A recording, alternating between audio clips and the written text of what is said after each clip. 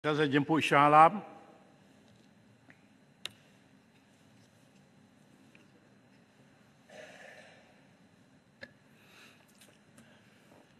Assalamualaikum warahmatullahi wabarakatuh.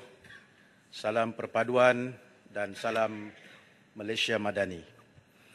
Datuk Yang Pertua dan ahli-ahli yang berhormat sekalian, saya ingin menzahirkan rasa terima kasih kepada Datuk Yang Pertua kerana memberi ruang kepada saya untuk berbahas bajet 2023 yang telah dibentangkan oleh Yang Amat Berhormat Perdana Menteri pada 24 Februari yang lalu. Saya juga ingin mengambil kesempatan ini untuk mendoakan agar rakyat di negeri-negeri yang dilanda banjir, khususnya di Johor, agar tabah menghadapi ujian dan semoga keadaan pulih segera kepada keadaan sedia kala.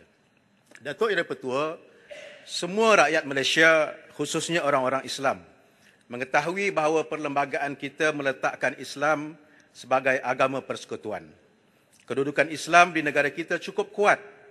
Ia memberikan ruang yang luas bagi kita untuk mengisinya supaya Islam dapat menjadi wadah pembangunan negara di dalam segala sektor dan aspek pembangunan. Pembangunan sosial, pendidikan, ekonomi, kekeluargaan, kewarganegaraan, pengurusan, sains, teknologi dan sebagainya. Kedudukan Islam dilindungi oleh perlembagaan negara kita dan segala kemudahan serta perbelanjaan negara boleh dipergunakan untuk pembangunan untuk semua sesuai dengan prinsip rahmatan lil alamin. Islam rahmat untuk semua sebagaimana yang difirmankan oleh Allah Subhanahu wa taala, wa ma arsalnaka illa rahmatan lil alamin, Al-Anbiya 107. Saya ingin menyentuh kedudukan negara menurut Islamicity Indices ataupun mudahnya Islamic Index. Ia piawaian yang mengukur menetapkan tanda aras matlamat pencapaian sesebuah institusi dan negara menurut nilai-nilai Islam di sudut ekonomi, perundangan dan urus tadbir, hak kemanusiaan dan politik serta hubungan antarabangsa. Malaysia sebagai sebuah negara yang majoritinya umat Islam jauh ketinggalan berbanding dengan negara-negara bukan orang Islam. Malaysia berkedudukan di tangga nombor 39, jauh ketinggalan berbanding dengan negara-negara seperti New Zealand yang berkedudukan di tangga pertama, diikuti oleh negara Skandinavia seperti Norway, Denmark dan seumpamanya dan lain-lain negara barat. Di Asia, walaupun Malaysia dinilai di ranking yang lebih baik berbanding dengan UAE dan juga Qatar sebagai sebuah negara Islam, tetapi Malaysia tetap ketinggalan berbanding dengan Jepun, Korea dan juga Singapura. Sebab itu Yang Dipertua, saya amat bersetuju dengan bajet 2023 Malaysia Madani ini yang memberikan penekanan kepada reformasi institusi dan tata kelola bagi memulihkan keyakinan rakyat, memulihkan keyakinan pelabur, business community dan masyarakat antarabangsa terhadap negara. Kerajaan harus komited mendukung tekad Yang Amat Berhormat Perdana Menteri melakukan reformasi dalam aspek tata kelola, integriti pengurusan, memerangi rasuah, keterusan dalam perolehan dan sistem penyampaian yang berkesan di semua peringkat tanpa ada ketakutan ataupun pilih kasih, without fear or favor, dengan izin Yang Datuk Yang Dipertua.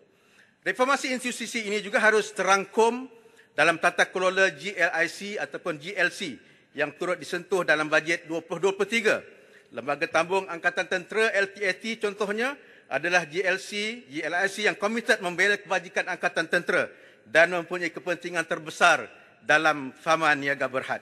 Baru-baru ini negara digemparkan dengan laporan Faman Niaga Berhad yang kerugian 607 juta ringgit bagi tahun 2021 hingga mendapat notis PN17. Peruntukan untuk vaksin COVID-19 bernilai 552 juta tidak terjual.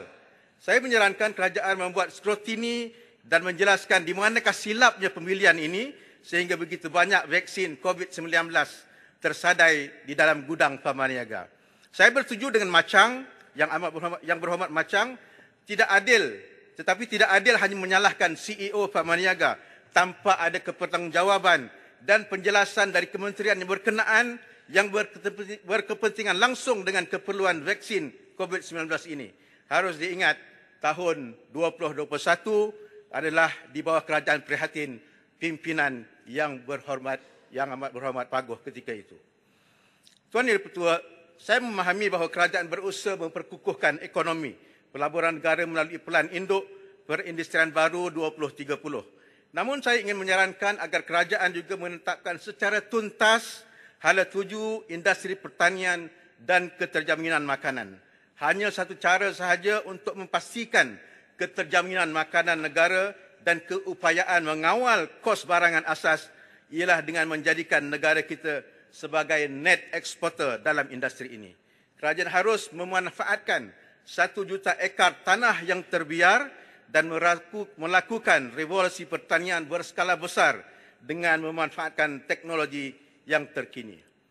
Saya juga ingin mencadangkan agar satu kajian dalam mana-mana peruntukan tanah atau kanun yang boleh menjadikan syarat wajib kepada syarikat-syarikat swasta dalam kelapa sawit seperti IOI, Sime Darby, Guthrie, selain daripada Felda dan Felcra, supaya peruntukan 3 hingga 5% tanah pajakan sawit dan getah diperuntukkan untuk tanaman bekalan makanan haiwan ternakan. Mereka memiliki 70% tanah subur dalam negara. Mereka memiliki dana untuk membuat pelaburan. Mereka mempunyai pengalaman mengurus ladang dan estet. Kemampuan jentera dan keupayaan mendapatkan sumber tenaga import yang ramai dan pasukan tenaga pakar. Sampai masanya syarikat-syarikat konglomerat ini mengambil tanggungjawab nasional menyumbang kepada keterjaminan makanan negara.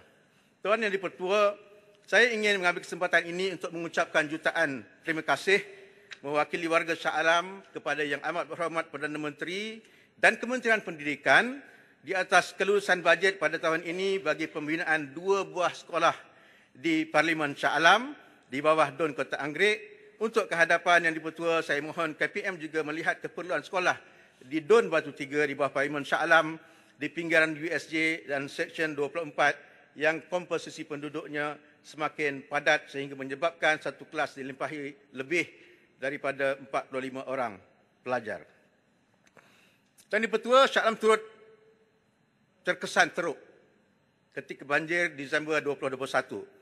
Kerajaan Selangor menganggarkan kerugian akibat banjir itu adalah sekitar 1.4 bilion termasuk kos baik pulih infrastruktur kira-kira 400 juta. Bagi menangani isu banjir ini, pihak berkuasa tempatan MBSA sedang melaksanakan Shah Alam Urban Drainage Master Plan SASUD. Kerajaan Negeri Selangor telah memulakan pembersihan dan pendalaman Sungai Kelang sepanjang 56 km melalui program Selangor Maritime Gateway SMG. Dalam masa yang sama, Kerajaan Persekutuan memperuntukkan rancangan tebatan banjir.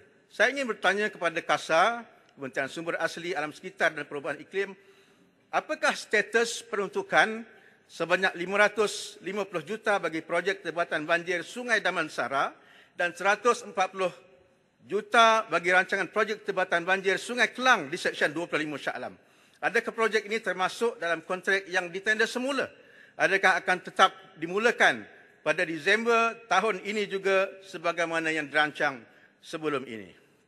Selain daripada itu, Tuan Yang Dipertua, saya juga ingin menyentuh kesesakan jalan raya yang semakin melanda Shah Alam, termasuk juga kekurangan klinik di mana Shah Alam hanya mempunyai sebuah hospital, 2 klinik kesihatan iaitu di Seksyen 7 dan di Seksyen 19.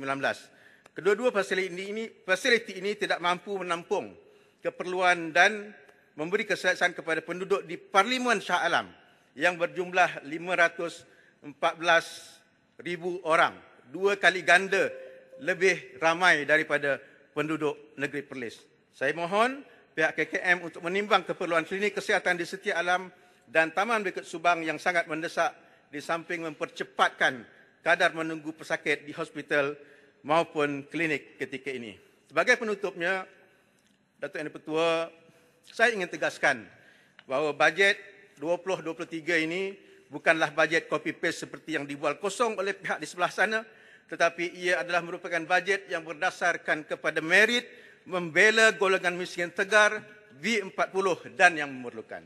Ia merupakan bajet pragmatik mengikut unjuran pertumbuhan ekonomi dunia dan ianya merupakan bajet yang jujur berdasarkan kekuatan negara kita.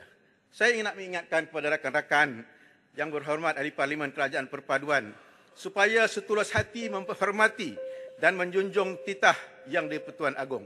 Kerajaan ini perlukan 5 tahun, solid 5 tahun untuk mengekalkan kestabilan untuk menarik pelaburan, memacu ekonomi, memupuk kesatuan, menunaikan mandat, membela rakyat. Biarlah Yang Berhormat Paguh terus berangan seperti pungguk rindukan bulan.